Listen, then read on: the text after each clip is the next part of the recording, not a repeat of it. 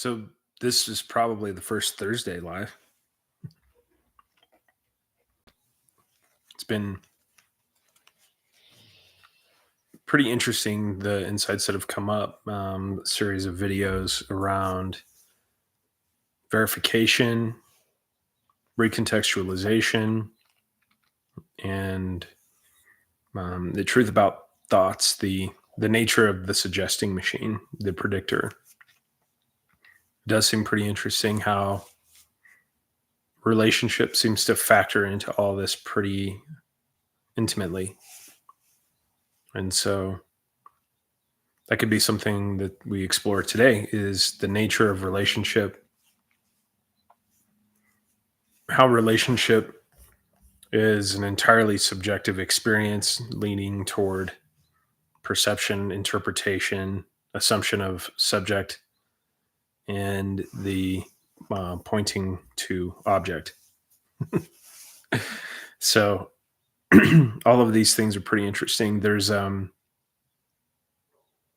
another video that's about to come out talking about optical illusions and filling in the blanks, those sorts of things, where essentially the first clue that we tend to find is in the experience of an optical illusion.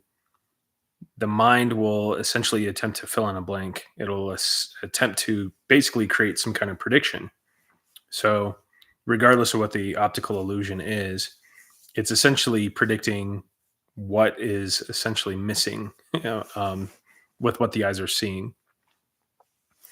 So the newer video that will be coming out maybe tomorrow, hopefully tomorrow, we'll see, is going to point to how those blanks are filled in.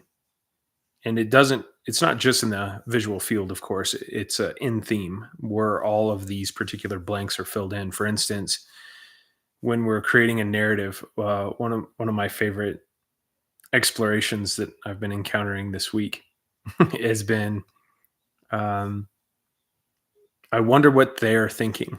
That particular statement and that notion is so funny because it's like these thoughts that are attempting to entertain what other thoughts are outside of the thoughts. I wonder what they're thinking. But actually, it starts to give us some clues, how conceptually driven we seem to be as human beings. Even if you look at the entire structure of our society or our civilization, a significant amount of that structure is entirely conceptual. There are so many jobs out there, so many vocations that really serve no literal or objective purpose other than just kind of supporting something that's conceptualized. That there's no judgment with that, by the way. It's just that way.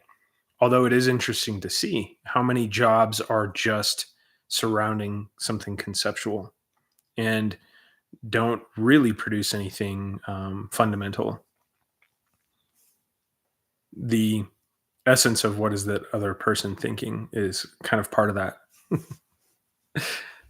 To attempt to capture these thoughts, yet when we really start to entertain thoughts and look at them for what they are, we start to ask some questions. Like, here's a good one. Maybe you can entertain this one right now. Can you ever know a thought that you haven't had another thought about? I mean, really just sit with that for a second. And then it gets really interesting. So then we start to see, well, I guess I'm having a secondary thought about what seems to be an initial thought. But in that secondary thought, there is no verification of the initial thought. So is this secondary thought actually a primary thought, assuming that there was some sort of initial thought before that? So when we talk about the Hall of Mirrors or the House of Mirrors, or however you want to look at that, that is the nature of thought. We cannot ever verify a thought. We can never verify a thought. What we can, though, do is verify what is in our experience now. So to give kind of a clearer example of that is if the thought says pen and then pen is picked up, the experience of pen is not even remotely connected or associated with the thought of pen, even if that visualization seems accurate. The pen itself, the experience, the feeling of pen, the sound of the clicking, the feeling of it on the skin, the seemingly temperature differentiation, all these things can only happen in the sensory experience itself. So that's part of the pointing toward verification, to verify thought. What we're not really doing, we're not really verifying thought, but what we're doing is we're moving into direct experience and thereby allowing the thought to be exactly what it is. And that's just simply a suggestion. The funniest thing about thoughts is that they are also inherently empty, extremely empty. But this very human experience of when thought seems to interface with sensation and they seem to be coupled and they seem to arise together or somehow create a sense of a cause and effect, that experience by itself is a massive driver for compulsive behaviors or just identity in general. It seems to be what hinges that entire experience of there is a me here feeling something that has a history of feeling something that is wanting to prevent that, the feeling of that feeling in the future, so on and so forth. It's entirely a conceptual experience. To be really direct, the truth is we as human beings are definitely conceptual to some degree, but that's only part of the reality that we experience. You probably hear a lot of channels or maybe other pointers speaking to human beings as the creator, the manifester, these kinds of things. It's not that those things are incorrect or wrong. It's not that at all. It's just that that's only a sliver of the entire picture. What we're looking here is holistic truth. We're looking for whole truth, not partial truth. And whole truth tends to reveal itself in an infinite number of ways. As we begin to recognize whole truth, we start to see the trivialities in the conceptual. We start to see the trivialities in the assumptions and in the interpretations, and then it kind of starts to flip on its head. The things that we take so seriously were entirely made up. They had no substance. The things that we are worried about that seem to create a sense of harm or need to survive have no substance. The things that we are perpetually attempting to survive and avoid and resist can't hurt us. That particular realization begins to unfold itself like a fractal origami. It's very interesting. So that's what a lot of these pointings are doing, is maybe just widening perspective, bringing our context outside of the box to the point where maybe there's an experience without context. And some people have asked, well, isn't experience itself a context? That's a good question. Not sure that can actually be accurately or definitively answered, although why don't you see for yourself? That's the encouragement. Why don't you check it out for yourself? What is it to experience with no context? Are there defined lines? Is there a you? Is there an object? Or is it somehow start to reveal itself as that Nissargadatta pointing, I am that?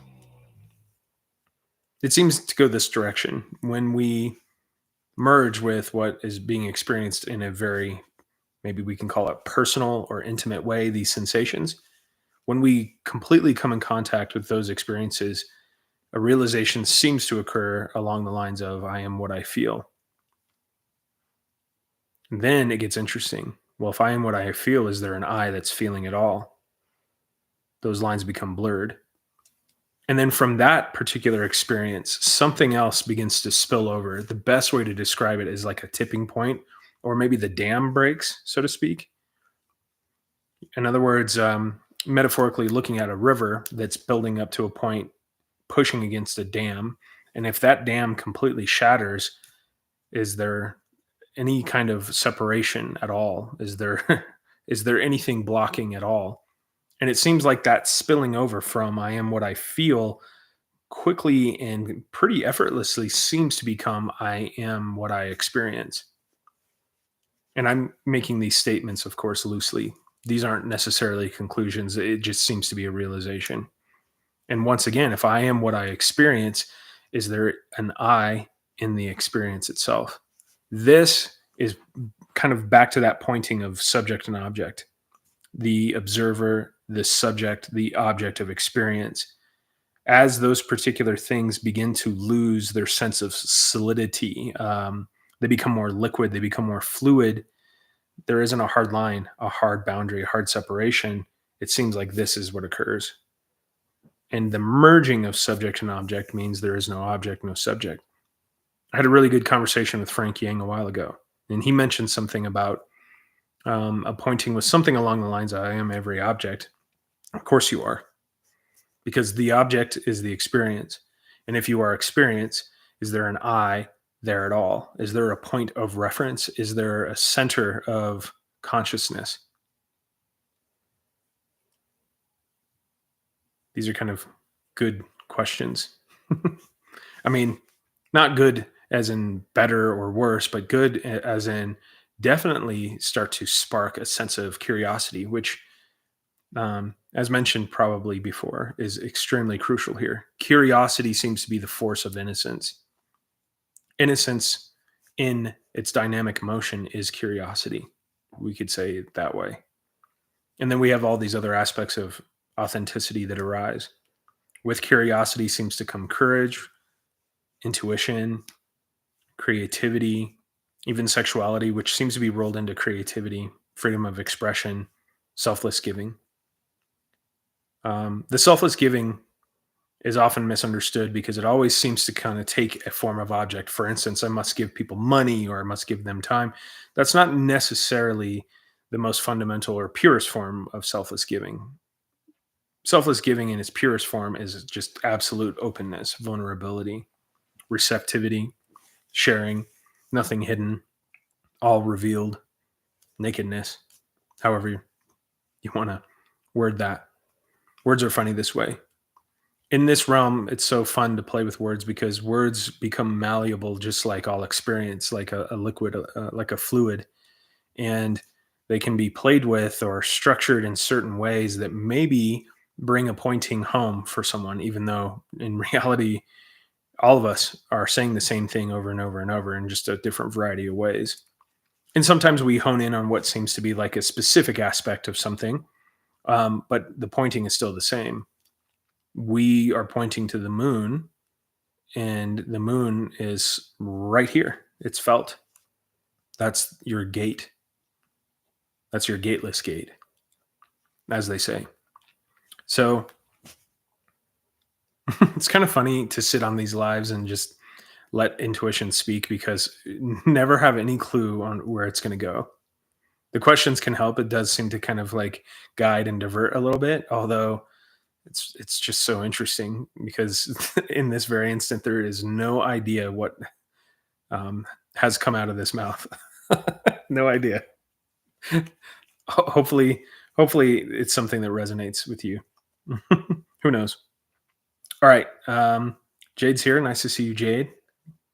Always glad to have you here. Eva, she wants a Koan card. All right, let's do it. So once again, the new Koan cards, the official ones, a little bit nicer than the originals, the prototype. And this one says, this one's good. This one's actually really good for this moment. This one says, there is no teacher. That particular pointing is about displacement of experience. We can see this often. We see this in when you have sanghas or groups of people that tend to follow a guru. What can start to happen, it's not always the case, but what can start to happen is that there's a displacement of experience for the pointings, the wisdom, the knowledge of someone else. It's like this sacrificing of the moon for the finger again. So the pointing of there is no teacher goes back to don't mistake the finger for the moon. The only truth that can ever be discovered is here in direct experience. And while that may seem differentiated, it does seem to cross another threshold at some point where, in other words, we can be in a room with a variety of people seemingly having a variety of experiences. But if we really just become still, we start to realize that we're all feeling the same thing. We're all vibrating in the same frequency somehow. And that might not show up apparently through communication. It might not show up through expression, but it becomes really clear that there is something that is definitely underneath it all, like a thread that is holding it all together. And we start to essentially have an experience of becoming someone else. Maybe this is the Adyashanti pointing where he mentions there is no one else, because it seems as if we're just simply fingers on the same hand, not actually having unique relative experiences at its most fundamental, but paradoxically, the experiences are absolutely unique. This is kind of like awakening itself.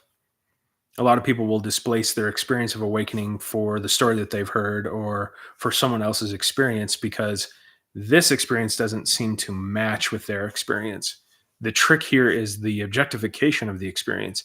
It's not the words, it's not the object of experience, it's the engagement itself. I know that sounds really subtle and that can kind of be confusing to the mind, but it's not about what is being experienced. It's just the engagement with the experience itself. It's not the noun, it is the verb. Hopefully that will help clarify. And to be really, really frank and very direct here, awakening is never an event, an experience. Awakening is an ongoingness of engagement. It's dynamic in such a way. And you will find the same thread, essence of that in sensation itself. There is no object of sensation.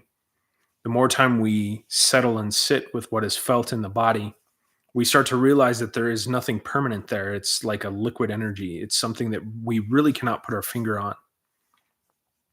It's moving, it's changing color and texture and shape and whatever. It's characterizing itself in an infinite, spontaneous amount of ways. Even location shifts and changes, feels inside, outside. Thoughts are this way too. But on its most fundamental, all thoughts are felt. So if it seems to have a detail of removal from some sort of sense with a thought, that's an indication that we are being pulled into a delusion. Awakening is much the same way. It's not a predictable thing. It's not an event. It's not a threshold that we cross and then we're done. It is a dynamic verbing of experience. And using the word experience kind of cheapens it also, because it's not like there's anyone here to have an experience, an object. It's just that we are this, we are experience.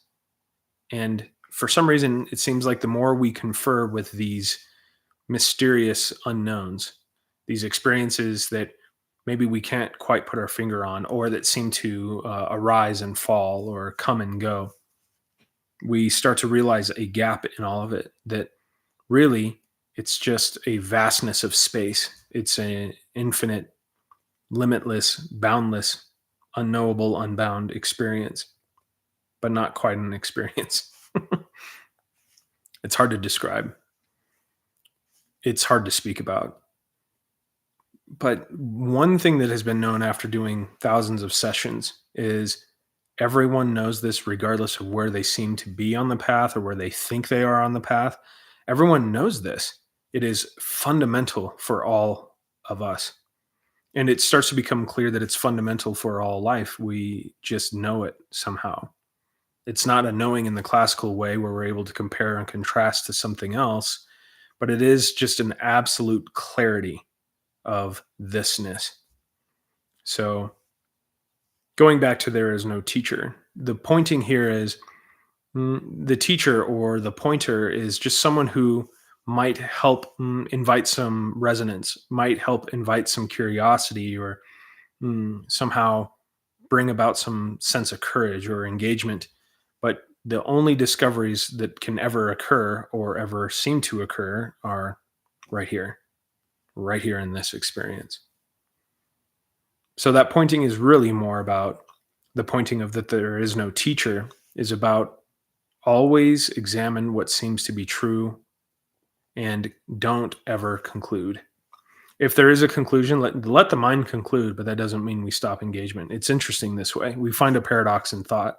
The thoughts will make a lot of conclusions. They will constantly attempt to solidify all experiences, but we just go, okay, we let it do its thing and we still stay engaged. And curiosity definitely seems to drive us.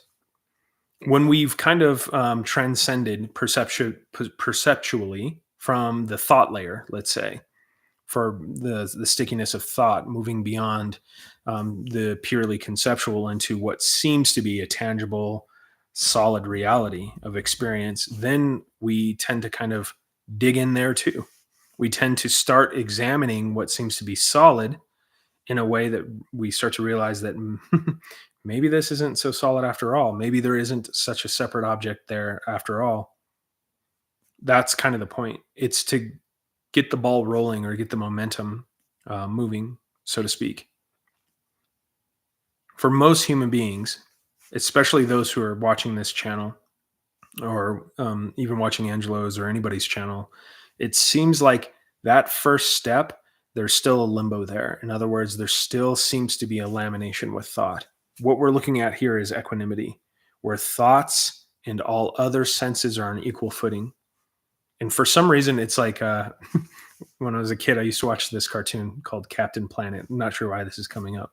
Can't really actually verify if any of this is true. But Captain Planet, there were people from different parts of the globe, and they would have these rings, and they would say, with our powers combined, and it would create this like superhero called Captain Planet.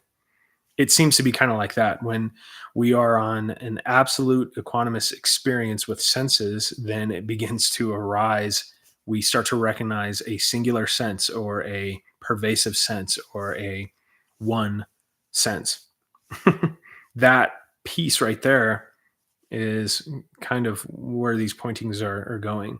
You sense it, you feel it in a way. Might not be a body sensation, might not be a compartmentalized sensation such as something in the visual or the sound field, but you sense this vast emptiness all the time. To know that emptiness in an intimate way on a regular basis begins to kind of open some more gates, gateless gates, so to speak. And then it just unfolds. And then there's no one there to add effort. There's no one there to make a choice or a decision. It just starts happening over and over. It's like falling through every floor of a infinitely tall hotel building. New floor, new floor, new floor. Something kind of like that. Okay. So, Francisca. Hello. Is it Francisca? That's probably the most appropriate way to say it. And is it Yusel? He says, can you discuss curiosity not as a thought form? This is really good. Yeah, so there's definitely some layers of curiosity. There is that form of curiosity that it seems to be dependent on an answer. For instance, a question and almost a mutual exclusivity with an answer. When we begin to discover that there is no actual mutual exclusivity between question and answer, we start to recognize the pattern of satisfaction. And this is a really big one because the majority of human beings are living a life of a cycle of satisfaction and dissatisfaction. That is what we call the roller coaster right there. I get happy, I get something that I want, that's satisfaction, something predictable. And then, now something else happens and I don't get what I want. And now I feel, we determine that experience to be a negative experience. And that's the roller coaster of life. So this pointing might help quite a bit. We can only experience joy in the unknown. It can never be in the predictable. And you have direct experience with this. If you can even refer to some memories as a child, when you were playing and you didn't have any rules to the game and you were just free form playing, there weren't a lot of limitations. There was a sense of presence there, a sense of flow, a sense of maybe a speeding up of time, and definitely a sense of joy. It's because we have willingly stepped into the unknown and it just reveals itself spontaneously, improvisationally. So going back to the question about curiosity, not as a thought form, curiosity is definitely an energetic experience. It's simply a turning of attention. A really simplistic way to describe this, may have heard it before. Just going to refer to kind of an old metaphor that came up on its own. As if we were to walk into a really dark caving system and we turn off our headlamp or our flashlight and we wait a minute or two for our eyes to adjust, and it's so dark that we cannot see our hand in front of our face.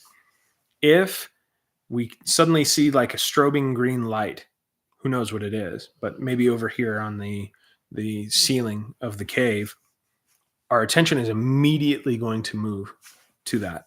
We're going to just be drawn. That is curiosity.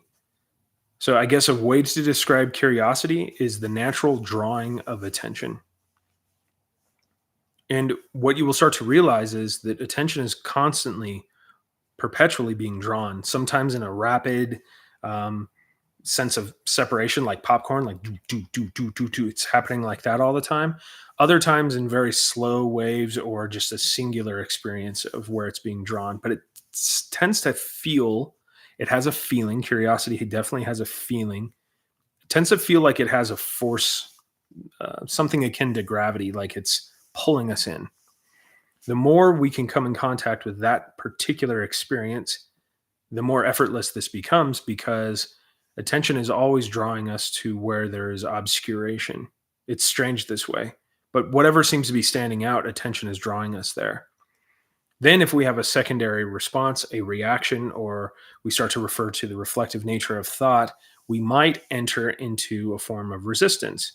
That becomes a pattern. So for instance, we get pulled into something naturally, and then for whatever reason, a reaction arises, the manager kicks in, and then it gives us this essence of resistance.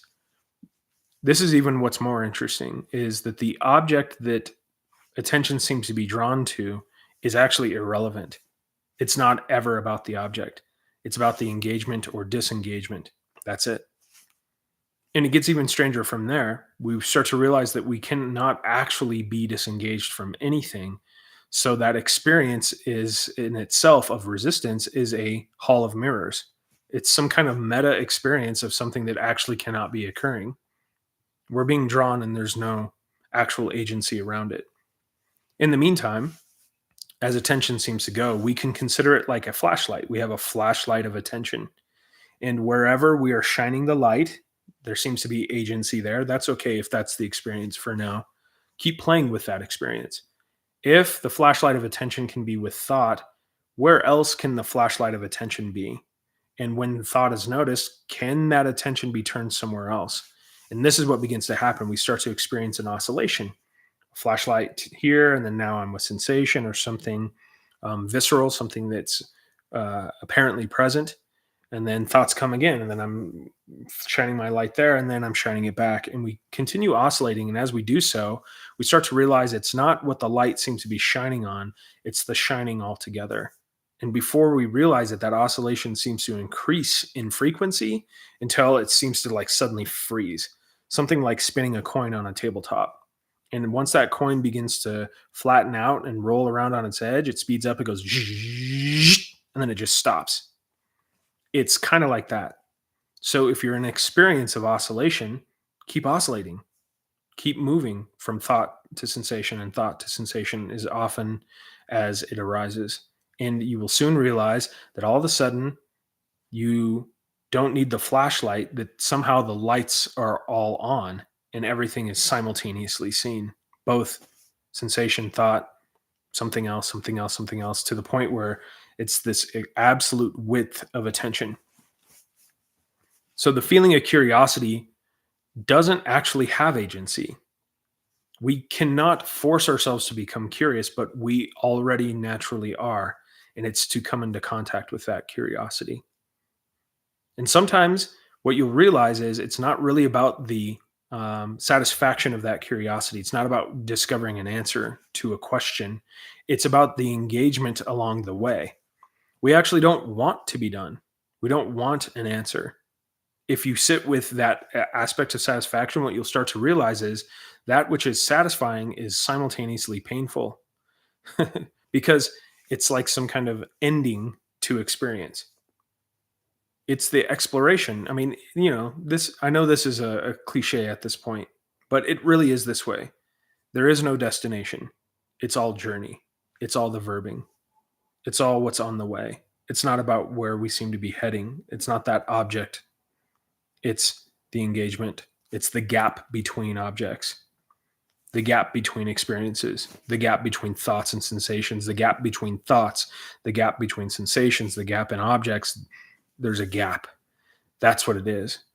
It's an engagement with the unknown. And that gap is interesting because it can be sensed, it can be felt, it is somehow known, but we cannot pinpoint what it is because it cannot be differentiated. It cannot stand apart from anything. Even to say that there's a gap between objects is attempting to kind of put this in a more layman way, that objects and gap are somehow not the same, but they are absolutely the same. It's all a gap. And the more often we start to come into contact and just experience that particular gap, that space, that emptiness, we recognize the signature in everything. That all things that seem to be arising, experiences, all things of form, expressions, we could say, all of those things are inherently empty, and they're just kind of like little pieces of glitter that just return to emptiness. It's so fundamentally simple. And that's why it seems so challenging, because we're coming from a mind that is designed to create complexity in patterns, when in reality, there's nothing complex at all. To the mind, reality can seem maybe chaotic because it cannot parse all of the information that's here. And so what does it do? It starts creating constraints and patterning and constructs in order to somehow manage the experience. But overall, as we kind of immerse ourselves in what seems chaotic or spontaneous or unknown, we start to see an elegance there that we cannot actually describe or pinpoint or necessarily even put into writing or, into words, but it begins to show itself as absolutely perfectly organized. But not organized in any way that we could potentially comprehend. It goes way beyond the comprehension of the mind. We can feel it. It feels like perfection. And any of you who've had a glimpse is awakening, of course. And all that really seems to be is the curtains are pulled back. You see reality for what it is. It feels perfect. There's a sense of unity, connection, and all these things. And then some survival mechanism comes in and yanks those curtains closed again. That's all that's really happening. You are already awake. There's no way around it. You cannot seek awakening. That doesn't actually make sense. What are you going to go find that you already have? Can you find wholeness anywhere else if you are inherently already whole? These are the points. So, it's Ugel. Got it. Ugel. Okay, cool. Hopefully that describes curiosity. I know that was kind of a tangent, but curiosity is a feeling. It's a feeling that you know well. We don't even have to even put a word on it, but it seems we can just call curiosity is that which draws attention. And here's what's interesting. If it seems like thoughts are drawing attention, open the aperture, because maybe that's part of this, and see what else is drawing attention. That's it. Because thoughts are really good at giving us a sense that attention is drawn in through a tiny space, almost like we're being extruded through a very tiny hole and turned into like some kind of impossibly thin thread. Where else is attention drawn? And then when it comes to sensation, where else is it felt? And also, can I allow myself to feel in an entirely new way? Which starts to break up the construct of these contexts that are attempting to give us a sense of preference. Preference ultimately is going to be where this takes everyone. I like it, I don't like it. Yeses and nos, mainly because has to be an I there that gets to reflect on an experience to decide if it's worthy or not worthy, or good or bad, or right or wrong, or I like it or I don't like it. So it's kind of a fundamental subconscious identity piece there. It shows up in symbol, maybe not a lot of detail in thought, maybe not a lot of narrative. You've maybe moved beyond that particular layer, so to speak, but now it's just yeses and nos. And it tends to show up in a feeling. Ugh, I don't like this. We don't even have to have that verbal thought, but it's just a feeling of no. And then other things, we just readily accept. Those things that we readily accept, we hardly even pay attention to because they're so effortless. That gives you a sense of what's going on. That which is readily accepted is effortless. So, is it possible that this feeling, that this experience that seems detestable and difficult and challenging and painful, is it possible that that's also a yes, also readily accepted? What does it require to have a reflective nature or reflective thought to be even able to resist? It requires some steps, some layers, some dominoes to fall. Is that actually even happening? These kinds of questions. Inquiry is also useful here, at least initially. It seems like most of everyone does eventually reach some kind of threshold with inquiry, but it can also kind of begin to introduce us to curiosity. And it might show up as verbal curiosity or thought curiosity, but even who am I is a discovery, something curious. This is the tricky part. We're not asking questions to find answers. We're not becoming curious to find answers. We're not looking for conclusions here. We're stepping into curiosity because that seems to be the essence of what life is. An innocent, curious exploration of this. Not because there's something that exists apart from, but because that seems to be the natural flow of that which seems to move, yet is always still. Yeah. Emptiness is so scary for the mind. Of course, emptiness is scary for the mind. We can put it this way. The unknown is scary for the mind. Anything that the mind cannot orient to will trigger reactions. But in the midst of those reactions, instead of feeding attention to those reactions, we just stay with what is most direct, and that will begin to peel away layers naturally. The reactions will let themselves go. The thoughts will let themselves go as long as we don't turn the flashlight of attention on the thoughts. And even if that happens here and there, we just keep turning back, keep oscillating in the middle of that experience. Fear is meaningless. What is fear? Can you discover what fear really is? It's contextual. For instance, here's a rubber band. Is this fear? Doesn't make any sense. But for some reason, whatever that assumptive quality of what fear is seems to make sense to us. But really look at it, because your experience of fear makes no sense. It's telling you that it knows something about the unknown. That makes no sense. It's saying, well, it's unknown, but you don't want to go there. But how do you know that? How could you know that? So fear is a big one here. When the fear barrier is spoken to, sometimes it doesn't show up just as fear. It could be sorrow or maybe even essence of what we would call shame. To go there completely and fully, we start to realize that there's nothing there. We're feeling emptiness itself, which means like it's not even a feeling. It's nothing we can pinpoint.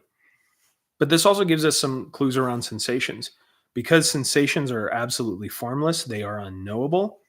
The mind predicts, just like an optical illusion, it fills in a blank. And what it does is it attempts to create a theme of experience we call an emotion, and it tends to attempts to contextualize that which actually can't be contextualized. It attempts to turn something that is absolutely formless into something solid, and it's just doing that as a guess. It's the equivalent of looking at an optical illusion and seeing something over here when you look this way, but when you look directly at it, it's no longer there. Now it's over here. It's just attempting to predict something in the unknown. That's all it's doing. And it thinks it's helping. But what eventually happens is we become fixated, and that becomes our entire experience. And we don't even become curious any further because we become certain that these emotions, these sensations are likable, unlikable, sad, frustrating, whatever it may be. And we bounce out of our experience and move deeper into the conceptual. That type of imbalance, or as the Hopi would call it, a koyanis katsi, which means life out of balance. That type of imbalance is the very essence of suffering right there. It's a dissonance. Because you can never actually be away from that which is felt, ever. You don't have any agency around what is felt. You don't have any agency around thought. It may appear that way, but if you experiment, you'll find you cannot control thoughts. You cannot control sensations. You can only play a game of context. And that game of context itself, how often does that put you in a bind, paint you in a corner, so to speak? So, yeah. What an interesting conversation. Let's see. It says, I've heard curiosity, always thought of it as a kind of question, like when asking, is it near or far, which seems like thoughts. Curiosity as that which draws our attention is new. Yeah. That which draws our attention, it's a feeling. You will become more accustomed to that feeling the more often you engage with it without the requirement of bringing thoughts along. Initially, though, it makes sense to inquire or to become verbally curious, to ask questions kind of in a new way outside of the box. Can I feel in an entirely new way? What that does is it invites attention a little bit more to kind of go into an experience and then experience that which is spontaneous. And I think what you'll find is attention seems to be like popcorn popping everywhere. That's curiosity. Sometimes curiosity has an essence of focus, being kind of really drawn into what seems to be a singular experience. And then it's looking without necessarily the verbal quality. It's like looking for edges of that sensation. It's looking for a core of that sensation. It's looking to see if that sensation is appearing somewhere else in experience simultaneously. It's these sorts of things. It's playing. Curiosity is a play. It's like a toddler that has a keyboard or something with all the switches, toggles, and analog knobs, and is just pushing everything. That's what it is in our direct experience. Curiosity is play. Yeah. So, well, all right then. Let's see. Looks like I have a session upcoming. I wanted to thank everyone for being here and sharing with me today, and all the great questions, and just kind of hanging. And so grateful I can do these spontaneous lives, and you all will show up and hang out. It's so nice. Let's do one more Koan card before we take off. Let's see. This one's a good one too. Here's an approach on story and narrative. So there's the back of the card. Camera doesn't want to focus on that, does it? Interesting. It says the story is just a game. In the approach of narrative, there's even some curiosity there. Instead of approaching narrative as certain experiences, approach it in a gamified way, a curious way. See what parts seem to be maybe looser than others or not as solidified. And you'll start to see that every time the story is retold, it does change. Even if you know the narrative well, in this instant, it's different than what seems to have been the story previously. So stay curious and play, I suppose, is the theme of this particular live. Anyway, thank you so much for everyone for hanging out and asking all the questions. And I appreciate you all so much. Isabel, nice to see you here. Francisca, Ugel, Jade, and Eva, thank you all so much. And everyone who's watching, I appreciate you just donating attention in the sharing here. So thank you. And I guess I'll talk to you soon. Okay, bye.